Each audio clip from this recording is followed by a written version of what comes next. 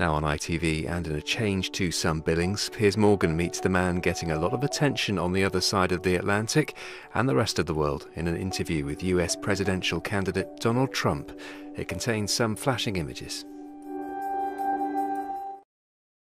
I can't keep them waiting. It's bad. Tonight, the full exclusive interview with Donald Trump, the world's most outspoken politician. Donald J. Trump is calling for a total and complete shutdown of Muslims entering the United States until our country's representatives can figure out what the hell is going on. As America's best-known billionaire sets his sights firmly on the White House. We are going to make America great again. He reveals his thoughts on how he would deal with the Islamist terror threat. I would hit ISIS so hard you wouldn't believe it. And you've got to take them out, and you've got to take them out harshly, and you've got to take them out fast. On gun control. If you take Paris, they just killed 130 people. If you had a few people standing on the other side of the room that had guns to their waist or guns wrapped around their ankle, it wouldn't have been the same thing, Piers. And on his nemesis, Hillary Clinton. Well, she's close to incompetent. She's not a leader, and I don't think she has the strength or the energy to be president. He's gone from joker to leader of the pack. Could Donald Trump soon be the most powerful man in the world? To make America great again.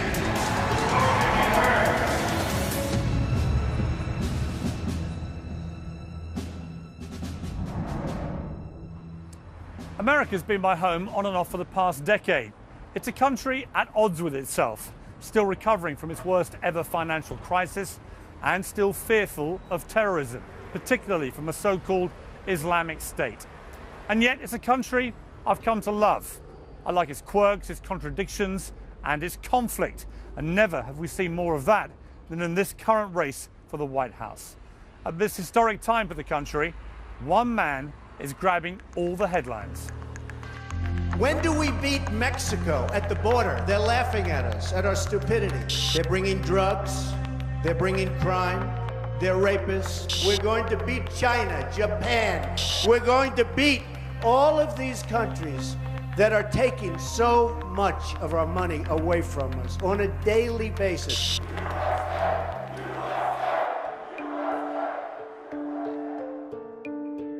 Donald John Trump was born in June 1946 into a life of privilege, son of a wealthy real estate developer. Aged 28, he took over his father's successful business empire. He's now estimated to be worth upwards of $4.5 billion and owns properties across the US, including the iconic Trump Tower in Manhattan. In spite of his outwardly glamorous lifestyle, the road to success has not been without hardship and tragedy, which has had a profound effect upon him. The thing I find fascinating about you, Donald, is that you've never had an alcoholic drink in your life, or an illegal drug, or a cigarette. You don't even drink caffeine. People might be surprised by that, but there's a reason for it, isn't there, involving your older brother who sadly died? Yeah, there is a reason. I had a brother who was a great guy, the best-looking guy you've ever seen, the most handsome guy, the best personality of anybody that you'll ever meet. And he had everything going, but he started drinking when he was in college, and it got progressively worse, and he died of alcoholism. He drank and he smoked a lot, and he was an amazing guy, and he was quite a bit older. He was 10 years older than me, and he would say to me, "Don't ever drink, don't ever smoke." And he used to add the smoking because he also smoked, because he knew he had a problem, and he didn't want me to have that problem. And I've never had a drink. And in fact, I own the largest winery on the East Coast, the old Kluge estate, right? But it's the largest winery on the East Coast, and yet I don't drink, so it's a little strange. But and he, with Fred, his name was Fred. It got progressively worse, and ultimately he died of alcoholism at a fairly young age. And you know, I just always remembered that, and I never had a drink. And you know, look, who knows where I'd be right now if I drank? So he was one of my great teachers, maybe my best. Trump made the transition from billionaire tycoon to television personality. He appeared on a number of US shows before eventually landing his own show, The Apprentice, which quickly became the biggest TV program on American television. This made Trump a huge celebrity, so much so, he even got one of these, a star on the coveted Hollywood Walk of Fame. You used to call me on the cell phone. In fact, far from being a serious presidential candidate, at times he's been viewed as a figure of fun. Me interviewing me, that's what I call a great idea. Of course it's a great idea. We thought of it. In spite of the reality TV persona, Trump has been on the sidelines of the political arena before. In 1999, he ran as a presidential candidate for the Reform Party ahead of the 2000 elections. I'll either be the greatest developer in the country or the greatest president that you've had in a long time. But Trump bowed out of the race early on. Via con Dios, folks. We'll see you very soon. Thank you very much. And then, on the 16th of June last year, he threw his hat into the ring for the race for the Republican Party nomination. I am officially running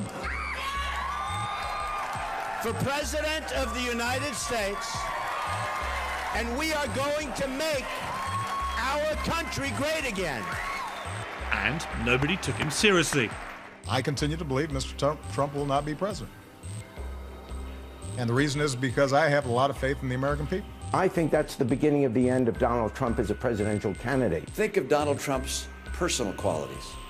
The bullying, the greed, the showing off, the misogyny. But everybody had underestimated him, and Trump's campaign has continued to pick up momentum, taking the US by storm, one primary at a time. He's just a tough leader. He's ready to address the problems that need to be solved. I mean, ISIS, immigration, the economy, trade with China, etc. The list goes on. Are you having fun, Donald? It seems to me you're having an incredible ride on this presidential race, even though you've been getting flack left, right and centre. Are you actually enjoying yourself? I am because the results are good. I think if I was in last place, you know, I started off with 17 people. 17 people were vying for the title. And I was the only, you know, I'm not a politician, so you have all these senators and governors, and they've been doing it all their lives. I'd never done it before. You know, I've only been doing this for 8 months, Piers. So, you know, people are sort of surprised that I'd be in first place by so much. It's not even first place by a little bit. I'm in first place by 20, 25 points. So it's been, you know, it's been a lot. And we'll know over the next 4 or 5 weeks what happens. But I've really enjoyed it. I think I'm enjoying it because I'm doing well at it. I think if I wasn't doing well at it, I wouldn't be enjoying it. You know, I just see what's happening. It's been an amazing thing. And I think the people of our country, they're dealing with politicians all the time where everything's okay, where our military, you know, if you look at our military, it's in bad shape. If you look at our veterans, they're being badly taken care of. If you look at the borders, they're like Swiss cheese. People just pouring right over the borders with drugs and everything else, and crime. Our healthcare system is terrible. Obamacare is a disaster. Our educational system is terrible. Our country is really broken. And on top of it, we owe $19 trillion. And they hear me talking about it, and they believe in me. And it's been incredible. I'm telling you, I set up a rally recently where we set it up on 1 day's notice, and 22,000 people showed up the following day. And it's, you know, that's standard. So there's something going on, and I think it's something very positive, and the people feel good about it. With an existing reputation for strong opinions, his rhetoric during the rallies has gone a step further. Much of what he said on the campaign trail has been more than just a little controversial. Mexico, when I say we're building a wall, we're going to build a wall. Believe me.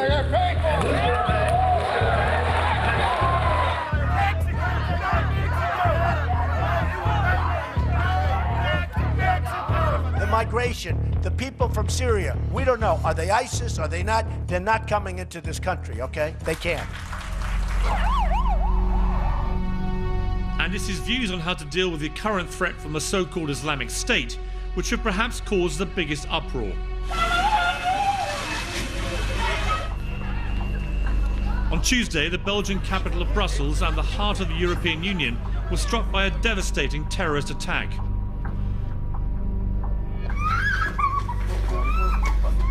This was a coordinated onslaught believed to have been executed by men radicalized inside European communities. Give me your reaction to what has happened. Well, I think it's outrageous. I think that when they caught the young person, the person that was in charge, or I guess he probably wasn't totally in charge, they don't even know who was in charge of the Paris bombings when they caught him. He was in his neighborhood and where he grew up, and nobody even turned him in, and supposedly this is retribution for that. I think it's a disgrace. I knew Brussels years ago, and I was there probably 3 or 4 times, and it was so beautiful and so secure and so safe. And now it's an armed camp, and I'm even talking before this new bombing. It's like a different world, a different place. There's no assimilation. What's going on there and what's going on in many other locations like Paris and others is a disgrace, an absolute disgrace that we allow it to happen. Obviously, the big question is, what does the world do about ISIS? Nobody at the moment seems to have a real game plan for stopping these kind of terror attacks. You've put forward some pretty controversial views for what you think should be done. But in light of what's happened in Belgium and in Paris and indeed on mainland America, just clarify for me what you would do. If you were President of the United States tomorrow, what would you do and what would you tell countries in Europe to do to combat ISIS? Well, obviously, it's a very long and complicated question, but I would hit ISIS so hard you wouldn't believe it. And I'd get the people over there to put up their soldiers because it's about time that somebody did it. But I'd have such backup like you've never seen before in terms of air power, airstrikes, etc. And you've got to take them out, and you've got to take them out harshly, and you've got to take them out fast. And you have no choice. These people, you know, we're now in the age of chopping off heads. Nobody would have believed this was possible. And I would hit them very hard, very fast. I was against going into Iraq, if you remember, a long time ago. I was against it from the beginning. And that was a terrible mistake going into Iraq because it destabilized the entire Middle East. Then Obama got out in the worst possible way. He left nothing behind. He gave a date, which nobody could believe. But you've got to take out ISIS, despite all of that. You've got to take them out, and you've got to take them out fast and hard. Now, that doesn't solve the problem of all of these people that are living in Brussels and living in many, many cities. I hate to even mention the cities, but cities that have such problems where the police are literally afraid to go into the neighborhoods. You know that's true, and I know that's true, and people don't even like to talk about it. But it's absolutely true. And in many cases, they only believe and they only want Sharia law, which is terrible in terms of everything, and especially terrible for women and the way they treat women. So you have to hit things hard, and you have to be vigilant. Trump knows these views will be unpopular with some, and they will always create perfect headline fodder. And there's one particular issue over which we have butted heads in the past. If you take Paris, they just killed 130 people. If you had a few people standing on the other side of the room that had guns to their waist or guns wrapped around their ankle, it wouldn't have been the same thing, Piers. Have a good Friday and a great Easter. Thunderbirds are go. Sorry, did you want to say that? She's such a timeless figure. To actually reach the age of 90 is an astonishing achievement. The Queen! Mr. Keller, Magley. The man you're looking for is a man of taste. He makes no mistakes. Smashed it in! Happy Easter from ITV. There's been another one, Chief. I have to try to draw him out before he kills again. Mr. Keller, Magley. You put policewoman on the street last night is great. The whole of Paris has theories, Chief Inspector. You feel special, even though you're not, are you? Rowan Atkinson is May Gray, a new feature-length drama, Easter Monday at 9 on ITV. What a great, look at this. Oh, look at that, Latinos! I love you, darling. Donald Trump is a man who courts controversy to great effect. We have a silent majority that's no longer so silent. It's now the loud, noisy majority, and we're going to be heard. We're going to be heard. He is now odds-on favourite to become the Republican nominee for this year's presidential election. But there is one topic on which he and I fiercely disagree.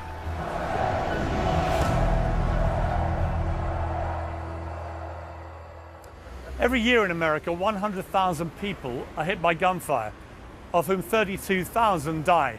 That's 85 deaths from guns every single day in this country. It's an issue I feel very strongly about, but Donald Trump couldn't disagree with me more. He believes, like many Americans, in his right to bear arms under the Second Amendment of the US Constitution.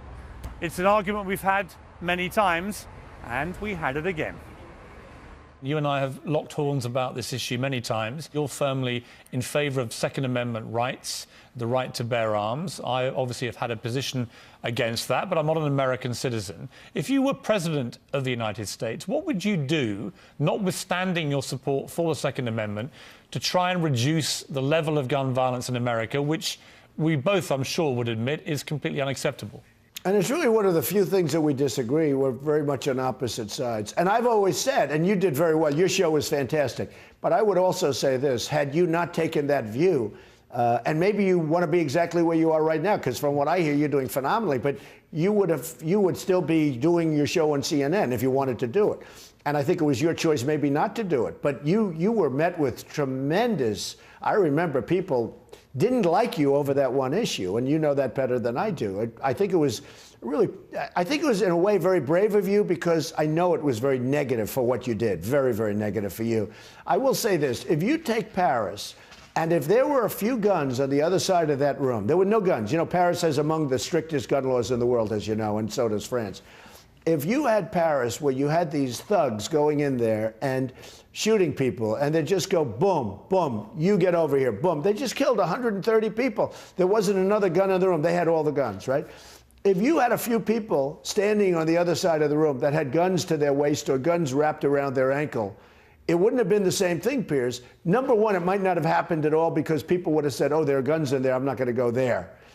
And number two, if it did happen, at least you'd have bullets going the opposite direction.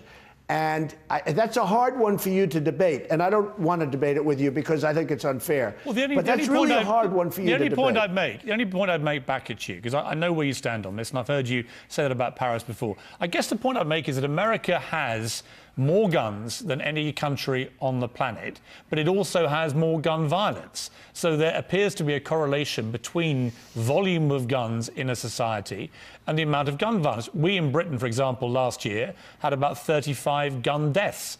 America will have 85 today and tomorrow and the next day.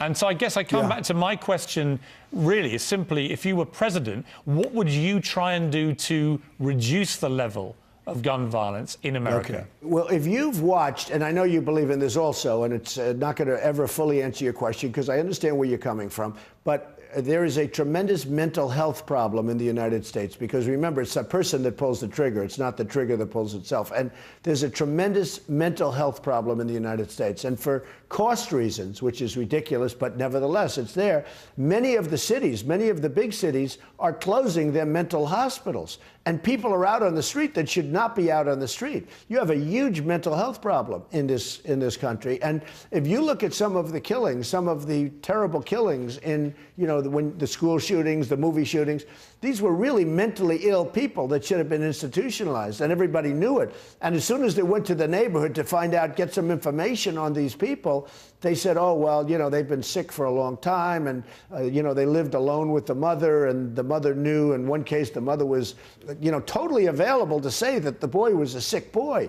And what they do is they've cut so far back on mental health, they're closing institutions for cost saving, for dollars, because they want to, you know, they can't afford them or something. And these people are out on the street. That is a big, big factor as to what's happening, as you understand. I mean, that's one of the big factors. Trump may believe that mental health issues are behind America's shockingly high levels of gun violence. But people with mental illness are more likely to be victims of gun crime than perpetrators, with studies showing that less than 5% of all gun crime in the US is attributable to mental illness. Donald J. Trump is calling for a total and complete shutdown of Muslims entering the United States until our country's representatives can figure out what the hell is going on. But it was this comment that made the world sit up and listen. No Trump, no KKK, no fascist USA. No Trump. And his critics were quick to respond. I think his remarks are divisive, stupid and wrong, and I think if he came to visit our country, I think it'd unite us all against him. When some of these statements are made that fuel this idea of bigotry and really fuel this, the thing that terrorists themselves want, that Muslims are apart from the West and cannot be seen as equal citizens. We no longer can be silent. And I want to remind you that Trump is just a distraction. Let me put something to you that David Cameron, the British Prime Minister, said after you came out with your statement that you wanted a short-term ban on Muslims entering the US until, quotes, we figure out what's going on. David Cameron said this: Donald Trump is making a fundamental mistake of trying to blame all of Islam and all Muslims for what is the ideology and the actions of a minority. In many ways, it actually helps extremists because they want to create a clash of civilizations between Islam and the West. What Donald Trump says, in my view, is not only wrong, but actually makes the work we need to do to confront and defeat extremists more difficult. What's your response to that? Well, all you have to do is look at the cities where this has taken place, where there's been a large inflow, and something's different. I mean, it's different. There's no assimilation. There's very little assimilation for whatever reason. There's laws that they don't want to go by. They want to go by their own sets of laws.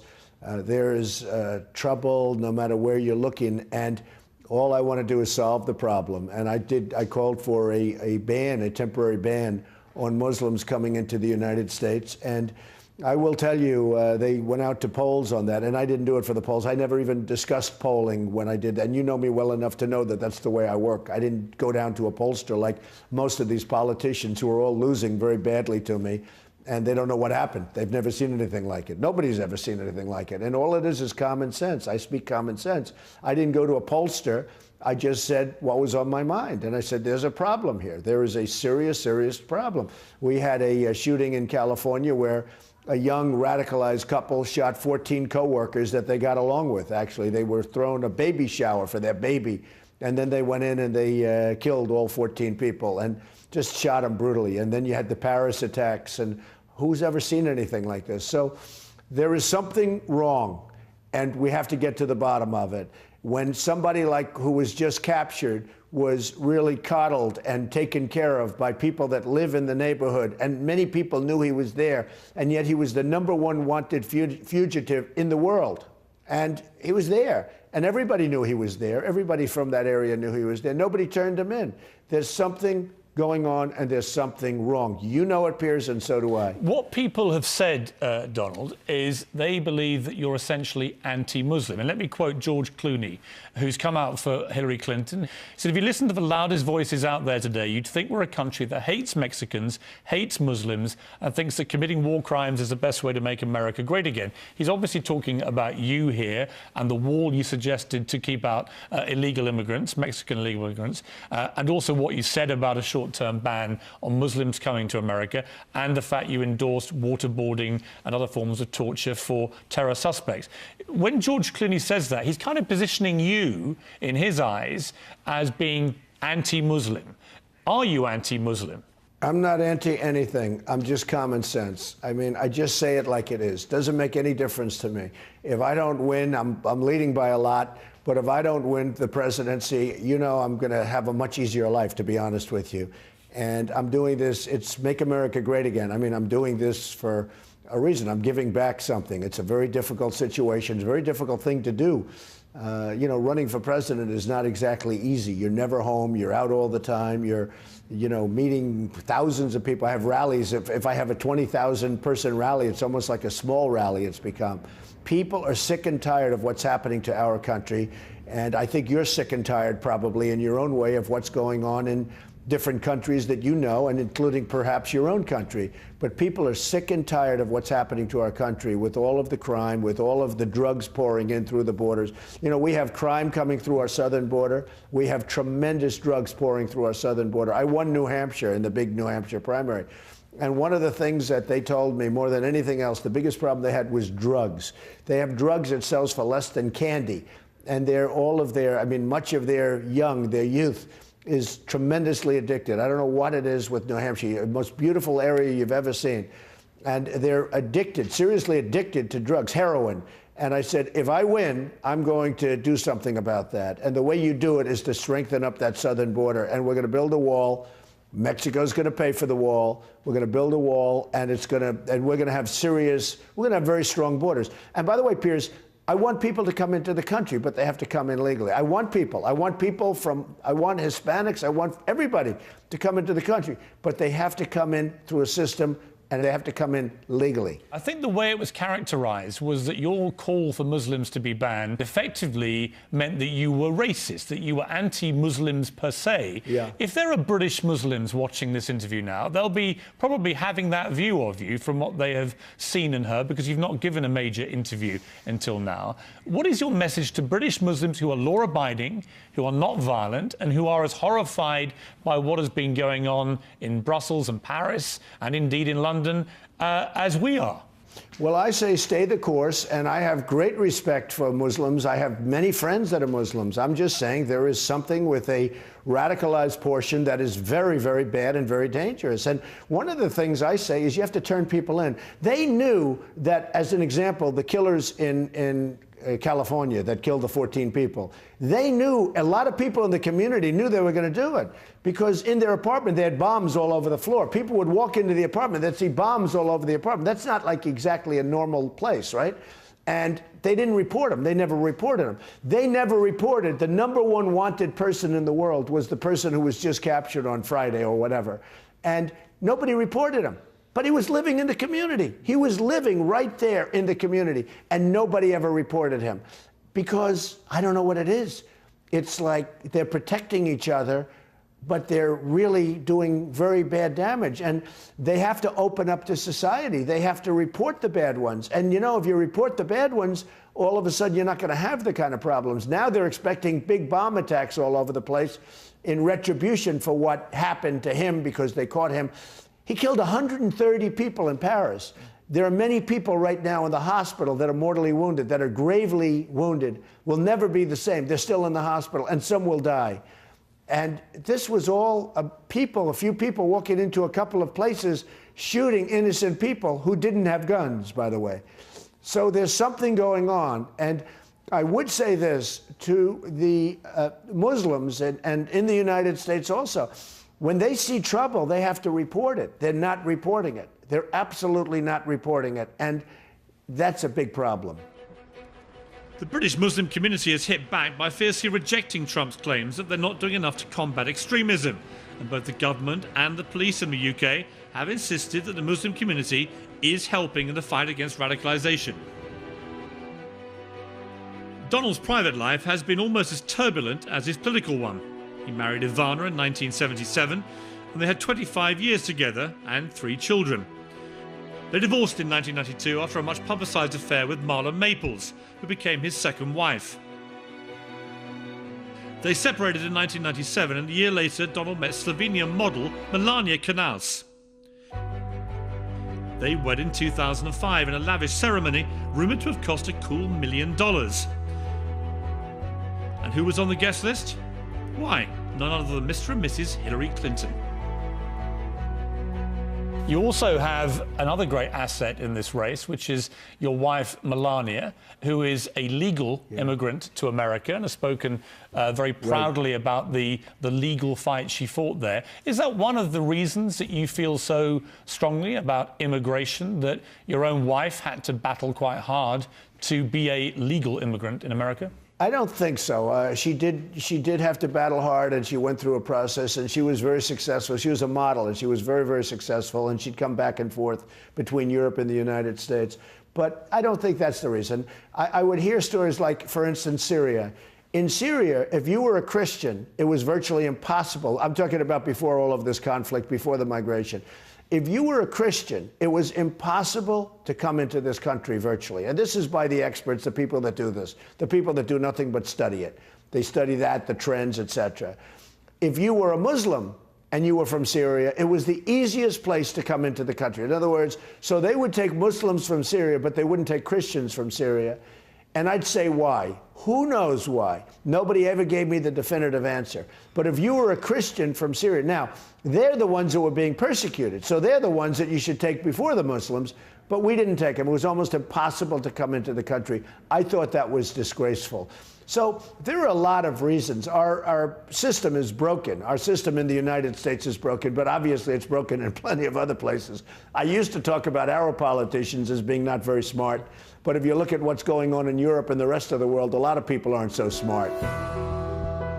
If Donald wins the Republican nomination, it's looking likely to be Trump versus Clinton for the ultimate political prize. Well, she's close to incompetent. She's not a leader, and I don't think she has the strength or the energy to be president. Celebrate the birthday of our longest reigning monarch. She's such a timeless figure. To actually reach the age of 90 is an astonishing achievement. She's always around, wanting tea and jerk chicken. An inside look. You can feel the emotion. Told by the people who know her best. His great-grandmother actually calls her Gan Gan. She's been there, done it, got the T-shirt. I've been asking her for years what her secret is. She won't tell me. Queen! Our Queen at 90. Easter Sunday at 8 on ITV. If we're gonna do it right.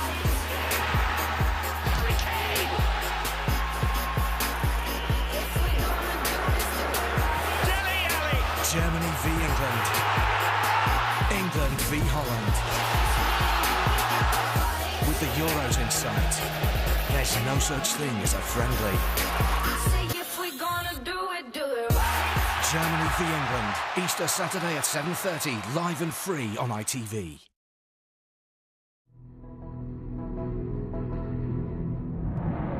Donald Trump has made plenty of enemies since he first threw his hat in the presidential ring 8 months ago.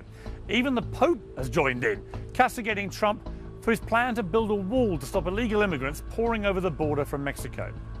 And yet within every controversial statement lies an inherent belief in Trump that somehow America needs saving, and he is the only person that knows how to do it.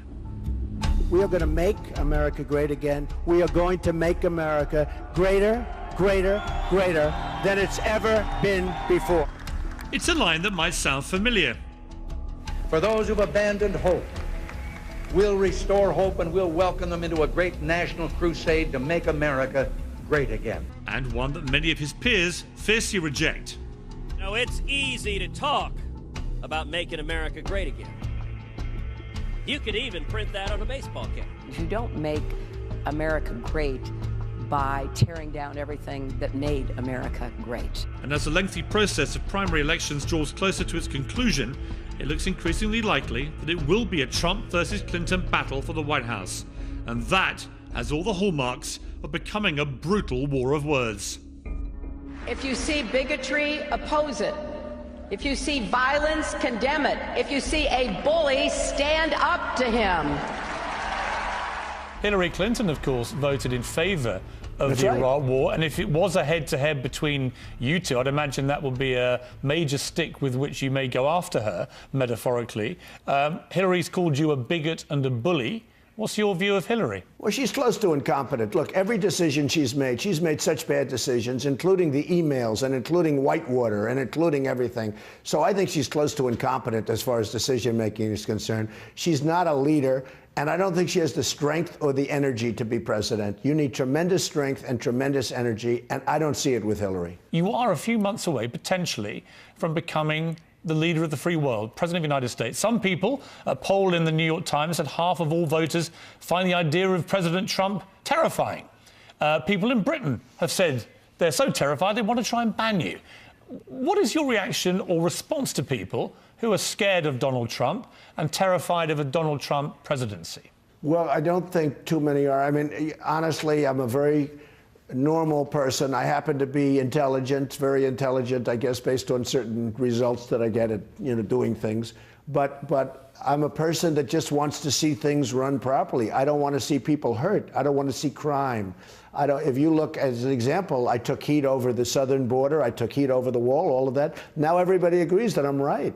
And the crime coming through the southern border was astronomical, and people weren't even talking about it. If I didn't bring it up, it would not have even been a subject. I have a very good chance of winning. If I don't win, I have a very different kind of a life. And if I do win, I'll work very hard to make our country a safer place. I want to have a safe country. I want to have a really great country. I want to build up our military so we don't have to use it. Our military is very depleted. You know, they cut way back, and our military is very depleted. So I want to build up our military so that we don't have to use it. Donald may have his critics of the States, but his solutions to the threat from Muslim extremists have also generated a huge backlash here too. I would invite him to come and see the whole of London and take him round the city, except that I wouldn't want to expose Londoners to any unnecessary risk of meeting Donald Trump. Well, I want to raise one politician in this country, which is Boris Johnson, the London mayor. He's been giving you a few whacks in public. What is your thoughts about Boris, our London mayor? I know nothing about him, really. I see him, he looks like a good character and probably a nice guy, and maybe he thinks politically it's popular. I will tell you that when I talked about the Muslim ban, there was and that's a temporary ban, just so you understand, but until we figure out what's going on. But when I talked about the Muslim ban, he was very strong against me. He said, like, they have no problems in London at all. And I will tell you, I got, and as you know, @RealDonaldTrump, you have a great Twitter handle, and so do I. @RealDonaldTrump has many millions of people. But I was written letters and phone calls and everything talking about London and talking about the fact that I was right. And, you know, when they talked about possibly keeping me out, you know, there was a little movement and it didn't go anywhere because of a lot of reasons. But when they talked about that, I will say this, there was such opposition from people that live in Britain, in Great Britain, that there was in the UK generally, in fact, all over Europe, the people were incensed at the concept of me being banned for, you know, speaking really what they said was the truth. And there was, in fact, there was a writer who took a very, very strong stance on it, talking about what was going on and how it was so different than it used to be and how we have to go back to the old days when it was, you know, obviously it was so much better. And as you know, that ban went nowhere. It shouldn't have gone anywhere. It was a disgraceful thing, but it went nowhere. But a lot of people, and I mean thousands and thousands of people, were tweeting saying, you're right, Mr. Trump, you're right. And so, you know, I don't know what's going on over there, but I can tell you there is some unrest, and you know that, Piers, as well as I do. So far, well over 500,000 people have signed a petition to ban Trump from the UK, showing the strength of feeling against him too. I don't think Donald Trump should be allowed within 1,000 miles of our shore. Donald has talked extensively about strengthening US borders, and he believes that Europe should follow the lead. I can tell you from the United States standpoint, I mean, I'm the front runner by a lot, not just by a little bit, by a tremendous amount, front runner on the Republican side. And let's see what happens. We have some very big states coming up, but I've won most of them. I've won a lot of them. And we're moving along nicely. Part of the reason is because of my views on the borders. I'm a very, very strong person on the borders. And you have to be careful, you have to be vigilant, and you have to be strong. The Syrians, I don't want them coming in. I don't mind building a safe zone and helping to build a safe zone in Syria, but we can't take people in who are undocumented. We can't take people in who may be related in some form to ISIS. And we have to be very tough in this country. What Merkel did to Germany is a shame. It's a sad, sad shame what's happened to Germany. I have friends in Germany. They want to leave Germany. These are people that 2 years ago were telling me that it's the greatest place on earth, and now they want to leave. And so what she did is, I don't know what happened to her, what her thinking was, but I don't think they're going to recover from it very easily, if at all. And you have to be very strong and you have to be very vigilant. This summer, Britain will take to the polls to make an historic decision on whether to remain a member of the European Union. Let me ask you about the relationship between America and Britain in particular, but also about Britain's relationship with Europe. As you know, there's a big EU referendum coming in 3 months in June where Britain will vote to stay in Europe or to come out. Do you think this would be a good time for Britain to separate itself from the European Union? Yes. My mother was born, as you know, in Scotland, in Stornoway. And she loved Scotland. She loved it more than anything. She'd go back every year religiously with my sisters and just had a great feeling for it. And and a great love for the people of Scotland. And I think that Britain will separate from the EU. I think maybe it's time, especially in light of what's happened with the craziness that's going on with the migration, with people pouring in all over the place. I think that Britain will end up separating from the EU. That's my opinion. I'm not endorsing it one way or the other, but that's my opinion. I think a lot of people want to see that happen.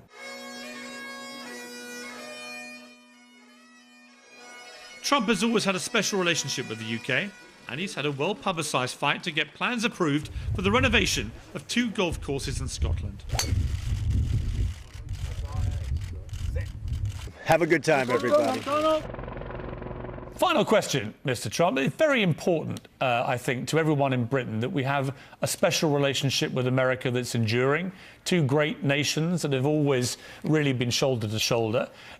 People over here have been a bit disconcerted by your rise to power and potential ascension to the presidency.